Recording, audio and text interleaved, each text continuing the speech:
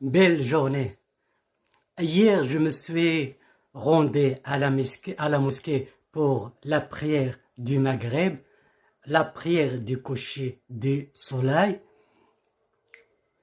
Qu'Allah accepte de nous et de vous. Puis, je me suis dirigé vers la fan zone de Tikiwin, la zone des supporters et des festivités artistiques et religieuses, entre parenthèses, le rassemblement saisonnier des fidèles pour la fête de la rupture du jeûne pour la fête du sacrifice. Dans tel endroit, j'ai regardé mon premier match de football de la Coupe du Monde. Un match crucial entre mon pays, le Maroc, et la France, qui s'est terminé 2-0 en faveur de la France. Tout d'abord, arrêtez, s'il vous plaît, arrêtez de dire n'importe quoi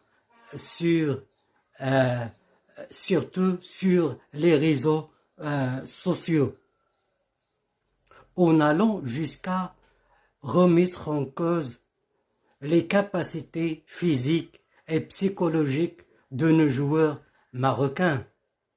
En premier lieu, il y a le destin, qu'il soit mauvais ou bon. Il faut croire que même si on avait la possibilité et l'occasion de rejouer, c'est la France qui l'emporterait. Arrêtez de pleurer. Nous devrions prier avec ferveur et en larmes avant le match, mais après le match, nous devrions sourire pour la chance que nous avions eue d'y participer. Félicitations aux vainqueurs. Critiquer, c'est facile. Passer au terrain, c'est délicat. Comme l'a dit le proverbe français, la critique est aisée, l'art est difficile. Selon ma modeste analyse, les Français ont pris des décisions rapides pour occuper la zone adverse. Le brillant joueur marocain et son discussion et le gardien Yacine Bounou, qui a stoppé le penalty. Une multitude de tentatives du but pour les Français. À 60e minute, Kylian Mbappé a l'audace et le courage d'exploiter une faille dans les rangs de la défense marocaine. C'est le chaos et le choc pour les Rouges. Les Bleus ont rapidement profité de cette occasion pour marquer un deuxième but après 6 minutes seulement. Mon frère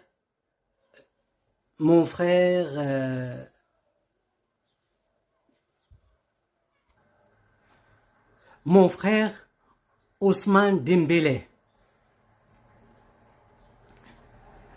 à la 70e minute, les Lions de l'Atlas accélèrent le rythme du match dans l'espoir de marquer un but. Je pense que si on doit aimer quelqu'un, c'est quelqu'un qu'il nous a pris, qu'il nous a pris beaucoup de choses, beaucoup de leçons. Je souhaite profondément de tout mon cœur que la France soit la championne en 2026. La condition est claire et universelle. Si vous glorifiez Allah, il vous accorde la victoire. Le généreux Coran, chapitre de Mohammed ou chapitre de combat. À bientôt!